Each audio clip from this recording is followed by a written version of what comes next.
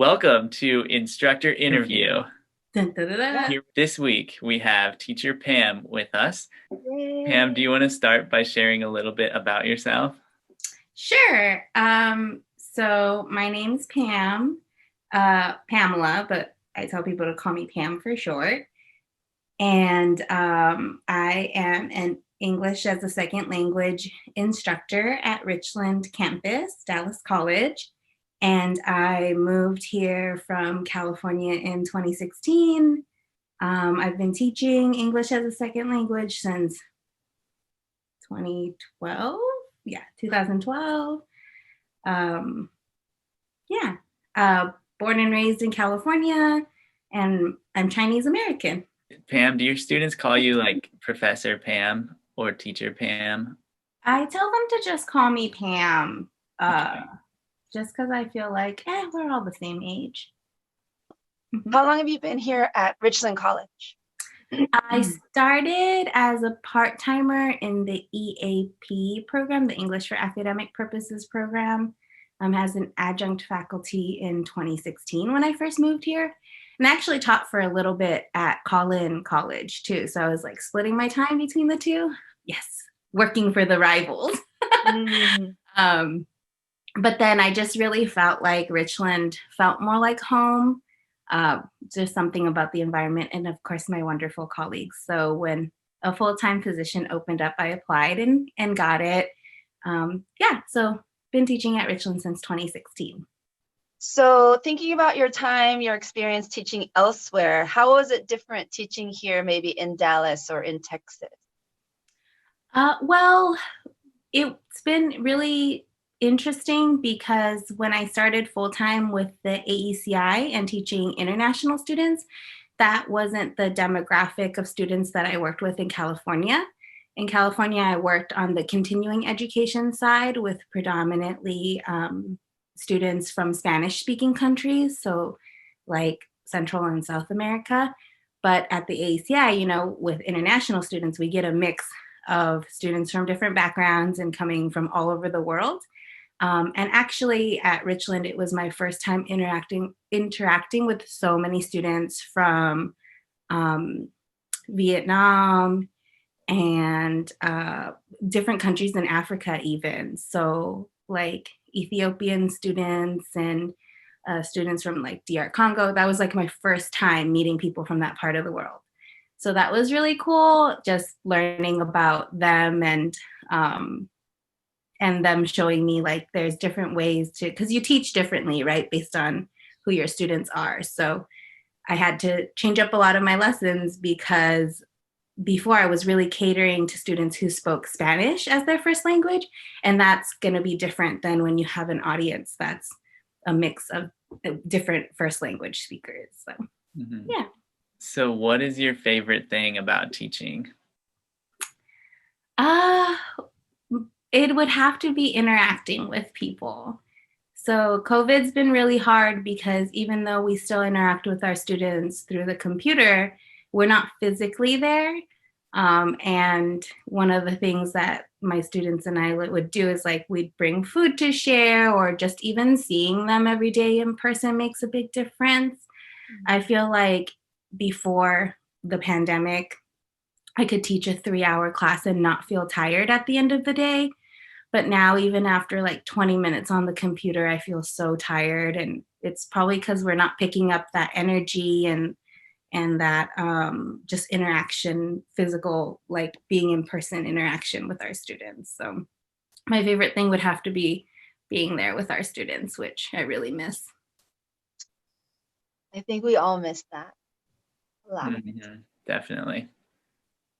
So you're teaching at Richland. Are you involved in other programs around campus or other things that are going on around campus? Yeah, so we do, well, I've been involved in different like cultural activities through the Asian Pacific American Celebration Committee. Sorry, I had to think about what the acronym was for a minute. So I would say that that's my biggest thing that I do is helping with the planning of like different cultural celebrations. So like the Moon Festival, Lunar New Year. We did Diwali last year. Tea and Travels with Mr. Matthew also helps with, right, through his leadership and language course. And of course, like the Multicultural Center helps out. So putting on those types of programmings is something that I really look forward to doing, and something that I'm involved in. And I think it also with that, it's really unique because we have students coming from all over the world. So it gives them a little bit of a taste of other cultures, and also being able to share their own. So I know like our students who are from Asian countries that celebrate Lunar New Year get really excited when they see that we're celebrating it, because like, oh, we do this in my country too, and this is how we should celebrate it, and they get to sharing and talking. So there's that. And then I help out with Equity Richland with some of their programming as well, just helping to set up for the events and like contributing my comments whenever it's needed. So yeah. Well, tell us a little bit about what it's like to be a Chinese American in the workplace, and then maybe as it relates to teaching, but also in your life. Yeah. So being a Chinese American in my life has been really interesting. I didn't really think too much about it until recently, but there has always been notable differences even as a young child, because I was the only Chinese American in my neighborhood. So a majority of my neighbors were actually white, Black, and Latino. And we were the only Chinese American family.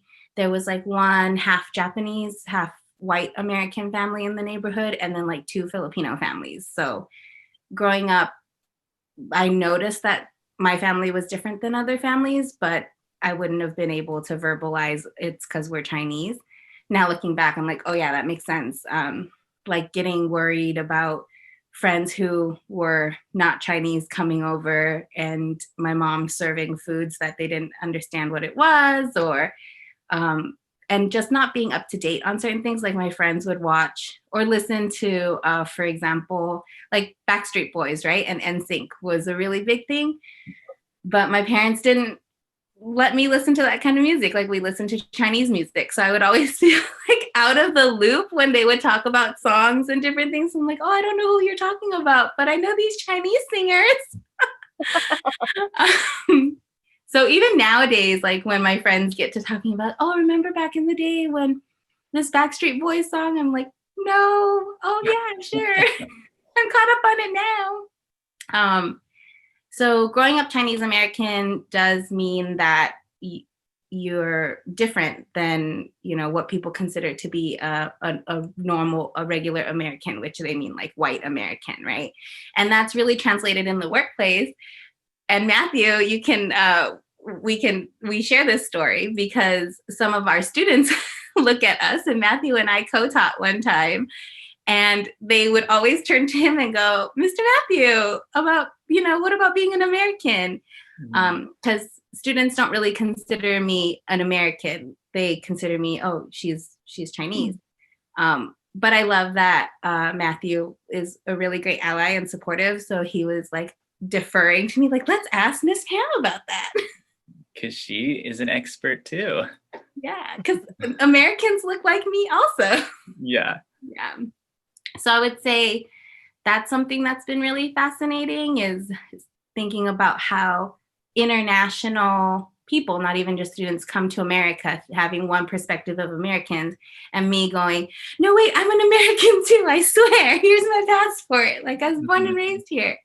And then particularly, I don't know if it's a Texas thing, but in our workplace, I get asked if English was my first language and where I'm from a lot. And I'm always like, yes, English was my first language and I'm from California. But you know what they're really asking. Mm-hmm.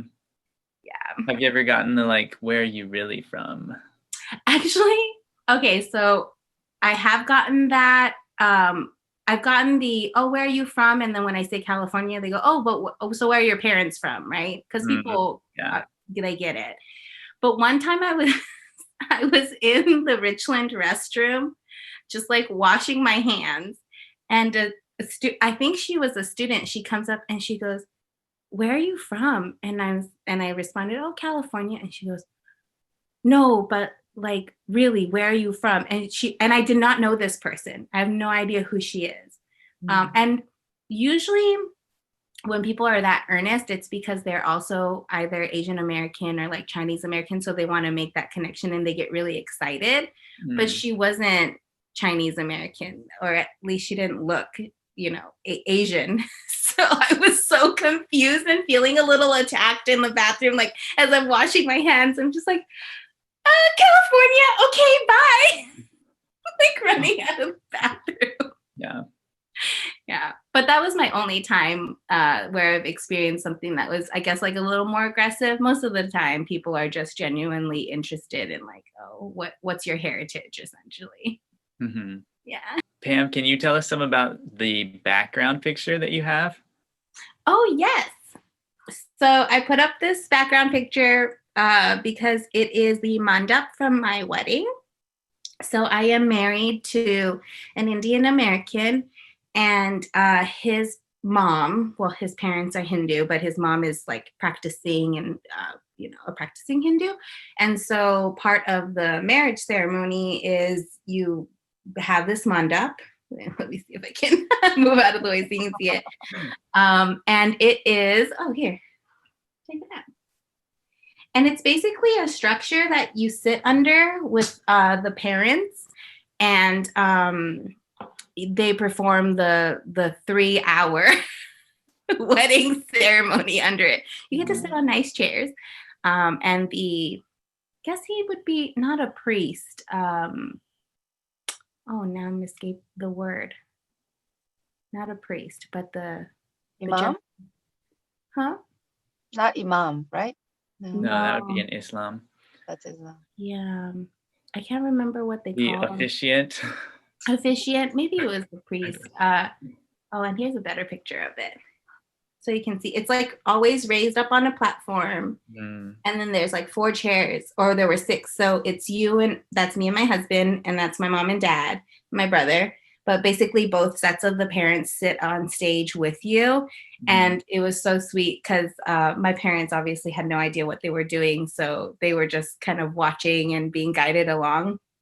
But the whole ceremony is performed with the bride's parents being very involved in like feeding us sweet fruits and lighting some ghee and walking around the fire and different things. So I've got the video if you all are ever interested in watching a 3-hour Nice. Hindu ceremony.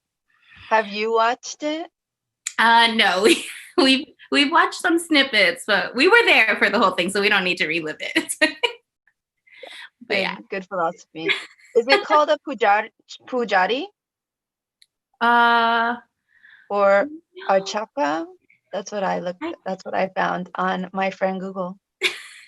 I actually really don't know. I think we just called him it wasn't a priest. I'll have to ask my mother-in-law, but anyways, the gentleman from the temple who performed the ceremony, and he just sits in the corner with a microphone and like tells us what to do and says prayers and stuff. So yeah, I think the ceremony is actually supposed to be longer than 3 hours, but my husband was like, it can be as long as you want. I won't be there.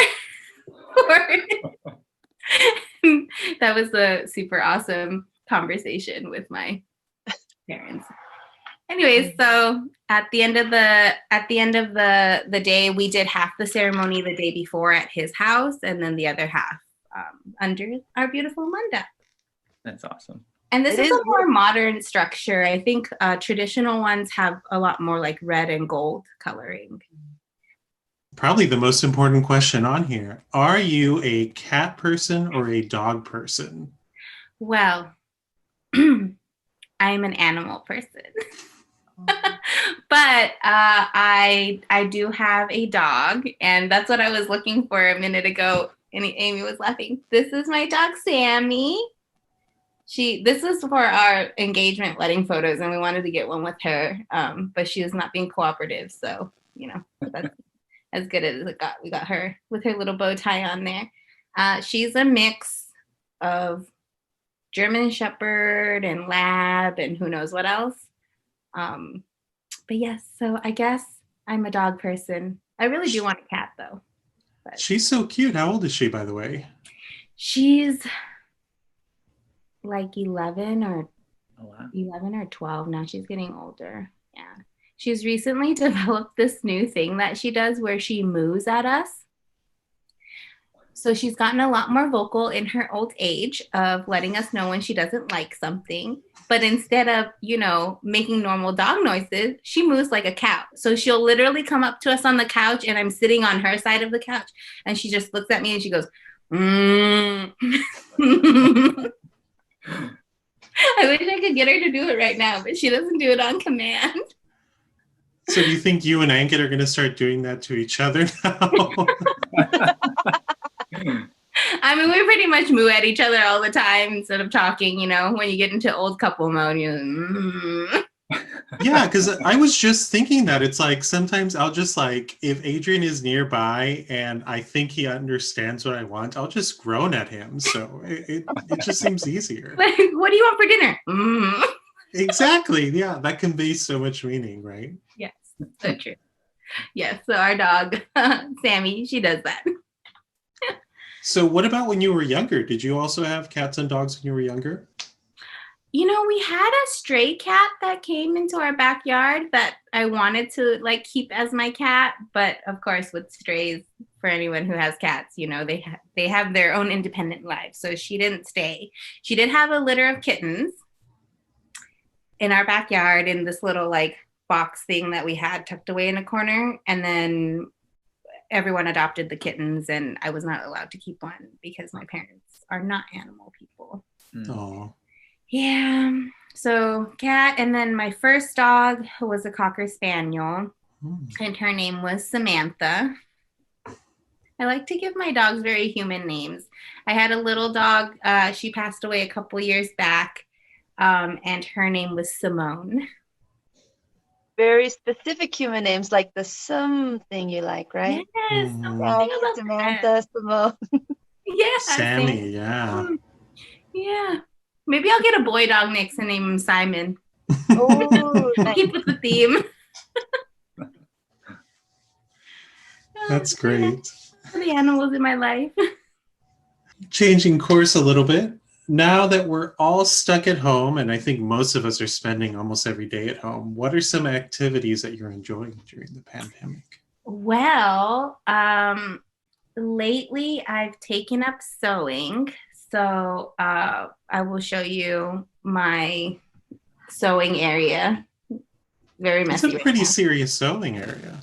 Yeah, I actually bought the sewing, or my husband bought me the sewing machine 2 years ago when it was on sale.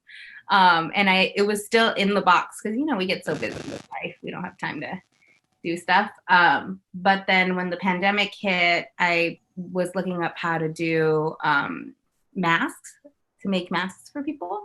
And so that kind of kicked up the sewing adventure. So yeah, right now I'm very good at making masks and that's pretty much it. So sewing, I do macrame. What's macrame? It's when you take rope and you tie it, and I'm trying to look for an example, but I think I've given them all away. Here, let me get this one. So macrame is where you take rope and you just basically make knots, and you can make anything out of it. People make those planter holders or keychains.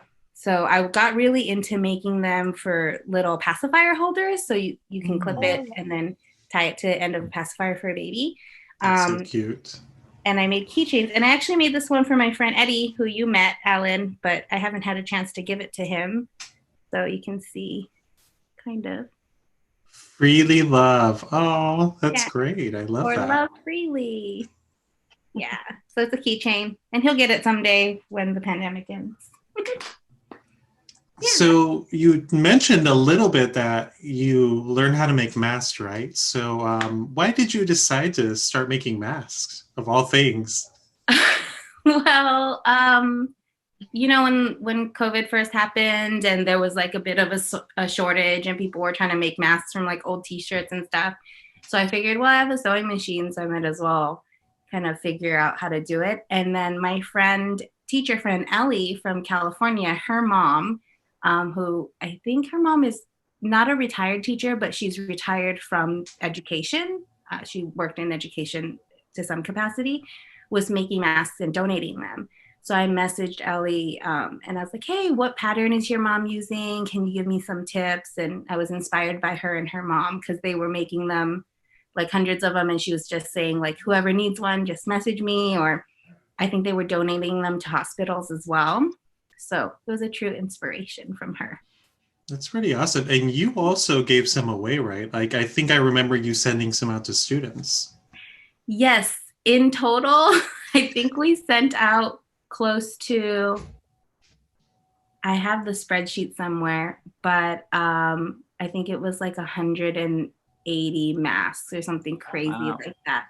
And and I should say that it was due to the support of my wonderful colleagues and friends who like subsidized the cost by buying masks off of me so that I could buy more materials to make them. And yeah, we sent a message out to students who needed them. And then the request came in and I was just packaging them and sending them out. It was not through Richland College though. It's just a personal endeavor that I took on. So we need to throw that in as a qualifier. That's great. That's really admirable. I can't imagine how long it took to sew 180 masks. But Ankit helped. My husband helped a lot. He would sit in front of the TV while watching stuff and cut the patterns. And then I would be the one sewing them. I think it was like 180. I'll have to find the exact numbers, but it was some crazy amount.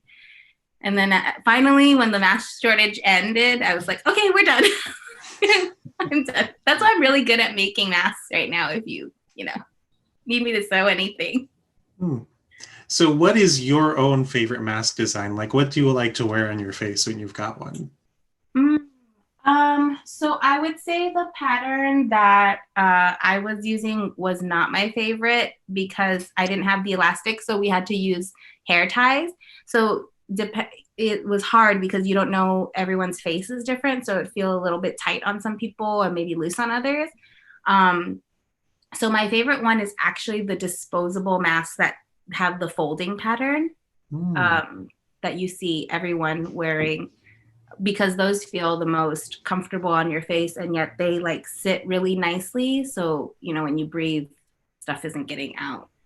And I did try making it out of cloth, but I've only made one so far. And I feel like the disposable ones just feel nicer for some reason. Yeah. So that'd be my favorite one, just the square folded one. I'm partial to the one I saw on Instagram with the gold chain on it, but I haven't gotten around to buying that yet. Wow. Have you seen the designer ones?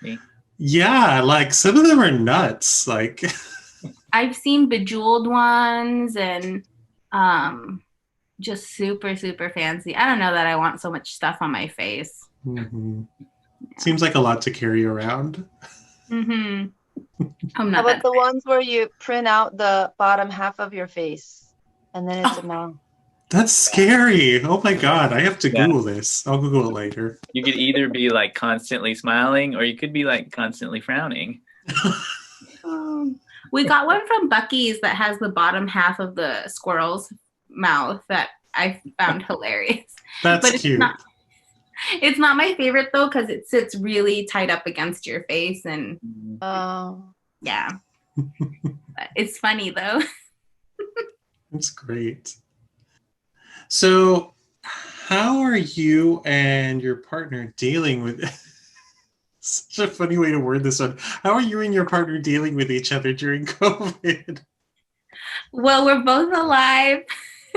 No one's been, no, it's been really great. I think the pandemic has both exposed a lot. It's exposed a lot of things in society that needed to be exposed. So things that were already there before were just like heightened. We hear a lot about it in higher ed, how the gaps that existed between, the haves and the have-nots were just like exposed even more. So we learned a lot about like, students and even employees who didn't have like access to internet or certain resources. And now we know like, oh wow, we really have to deal with this. So in the same way, I would say, if you're with someone and you guys had a strong relationship and foundation, then the pandemic probably strengthened it. And if there were cracks in your relationship, I would say that there's definitely been some like heightening of those things. So yeah, it's been good so far.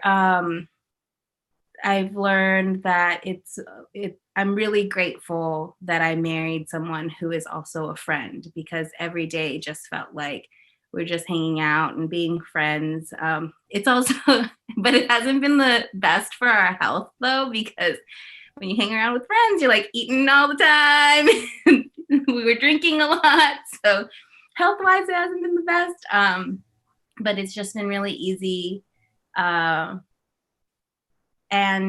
I would have to say, like, other people have shared with me like their struggles of being with their partner all the time. So I'm just really grateful that actually the other day we were getting ready for bed and just kind of chatting like we always do. And I was like, this whole pandemic, we haven't had a single fight, which is really shocking. But a lot of that comes too with just his personality of being really easygoing. And then it was I'm not normally a really easygoing person, but it was trained out of me by the time I lived with my brother. So, I don't get on him about the little things that I probably would have if it wasn't for my brother telling me to not be so nitpicky about things. So, yeah. So it's been going pretty well. That's And good. I would say for those people who have been quarantined together who are struggling, it's probably a really great opportunity to open up lines of communication and actually talk about the things that they're struggling with, because, nothing like being quarantined together to really learn and grow. So and that's awesome that it's just, you guys are getting along so well. So do you find yourself like staying like in the same room all the time, or do you need to like have alone time from time to time? Do you like to schedule these kinds of things? So that's probably what has helped is well, first of all, I have to say one of the big things that has probably helped is that we don't have children, because children add a whole other layer of like responsibility and pressure on a relationship. Mm-hmm. So I need to put it out there, and that this is no judgment on people who have been in struggle mode with the pandemic. Like Anki and I have just been, it's just us two. So we don't have to think about anyone else's needs except ours. So that's been like a privilege, a huge privilege. And then the other privilege that we have is that we are not stuck in a small, like studio apartment. So we're not on top of each other. So we do own a home, and it is 2 stories. So in the morning I would come upstairs to do my work and he'd work downstairs. So we would spend like at least 5 or 6 hours apart. And then some days he would take the dog for a walk and I would stay in, or the one thing we started doing together was exercising these last couple months. When gyms have opened up, we made the decision that we're going to take that risk, because the whole unhealthy and eating a lot while sitting at home in front of the computer thing. And then he's taken up pretty early on in the pandemic. Our neighbors, the husbands on the block like to play golf. So for every Sunday, he would go and play like 4 or 5 hours of golf, which was a huge relief because we had time apart. But again, all of that, as I'm saying it, it's like recognizing that that's been a huge privilege on our part. And that's probably what has contributed to, just how easy it's been for our relationship personally. Yeah. Yeah. I feel you, Pam. Time apart is really important. Yeah. So true. So It sounds kind of funny to like if somebody asks you for relationship advice to tell them like, time apart is like actually kind of important to working as a couple, like being able to be together well and being able to be separate well is really good, but it yeah. really is. Like not hitching your identity on the other person and actually he just left this morning for his first work trip since February. Where's he going to? He's meeting some customers out in LA because they're moving some things, some of their operations. I won't get too specific. They're moving some operations from California down to Mexico. And so he has to like oversee some of those things. And he's going to be gone for the whole week. And as much as I love my husband and it's been super fun being quarantined with him, I'm like, yes, a whole week of just, I don't know, vegging out without worrying about, Worrying about the husband. Yeah. Judgmental eyes. Yeah. Yeah. So watching you. But yeah, so it's been good, but it's been a privilege. Like and the other thing that I think that this pandemic has really exposed is how privileged some of us are. Like I'm so grateful to still have a job. Mm-hmm. So yeah. Yeah. All right. Let me pull up my question. That got really real for a minute. Yeah. Wow. That was deep, guys. Okay. And you did it so deftly too. You're just like, yeah, we're hanging out at home. So let's talk about inequality. Yeah, let me just slip that in there while we're having this conversation. I expected nothing less. Yeah. That's just who Pam is now. Like you can't separate that from who she is. We love it. We stand. All right. So I guess this next one's kind of a heavy one too. Well, the first one led into something heavy. This one just is kind of heavy. What have you struggled with the most during the pandemic? Oh gosh. So even though my relationship with the person I'm cohabitating the pandemic space with has been good, there's been like definitely internal, personal, emotional struggles. So days where in the beginning, before all of this information came out from like therapists and just people who are teaching you how to maintain your mental health, a lot of fatigue and feeling like what is even going on, angry at people who weren't wearing masks, angry at people who weren't like listening to what needed to be done in order for our country to get back to a stable place. And particularly because the experience that we're all having here in Texas is being positioned against my parents' experience in Hong Kong, where they are freely going places and the economy hasn't 100% shut down. And granted, Hong Kong has, of course, its own things that it's going through, but everybody wears a mask there. They were down to, I think, something like 15 cases. Well, they were down to 0 cases a day for a while. And then it picked back up to like 15, but still like only double digits, low double digits, right? So there was a lot of anger at like, why can't Americans just get on board and do this? Whereas other people in other countries are. And then came the dark period of, why do we even bother? Forget it. I give up on my life. So there was a couple months of that, which probably increased the unhealthiness, because rather than going to exercise and doing the things that you're supposed to do, you just kind of want to sit on the couch and zone out and be miserable. So yeah, just the internal struggles. Like I know, especially with our age of like social media and Instagram and stuff, everyone looks happy all the time, but the reality is like there's a lot of stuff going on internally, right, inside of us that we have to struggle with. So yeah, that's been my biggest struggle, is just like the mental and emotional aspects of the pandemic. So kind of connecting this question to the last one, I'll kind of insert one in between. So What has it like been teaching during the pandemic? Oh gosh. What has it been like for you teaching? And for all of us, let's all approach this question.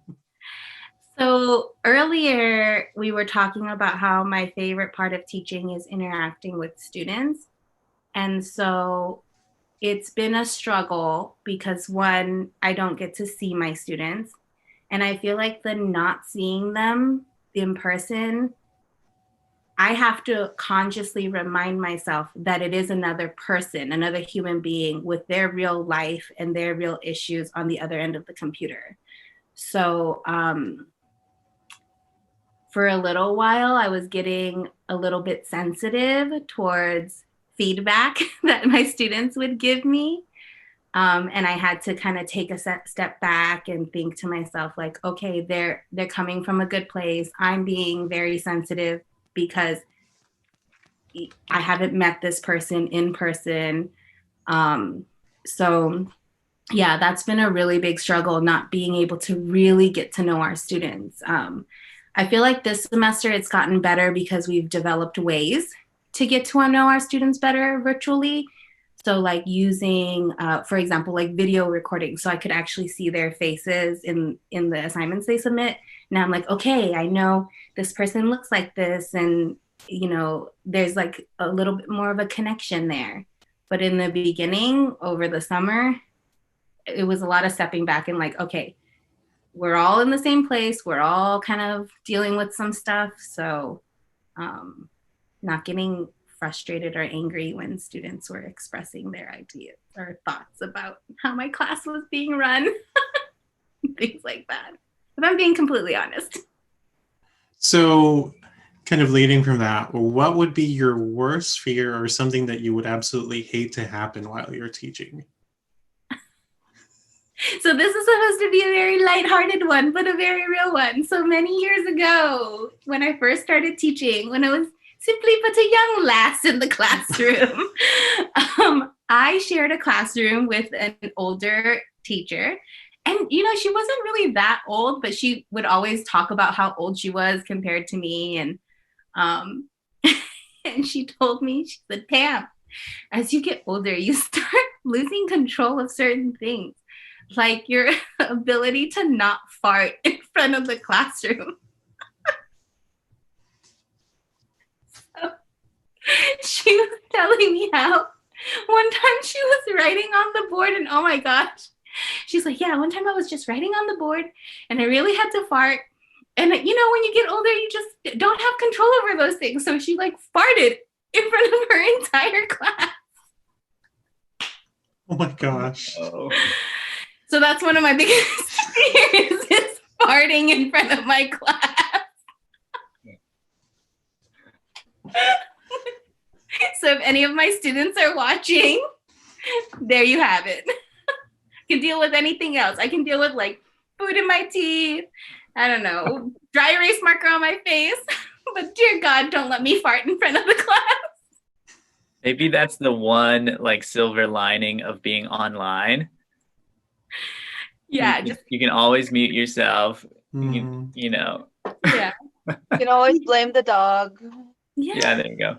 That's true. And my dog does do that. Or just be like, it's my husband in the background. You know how they are.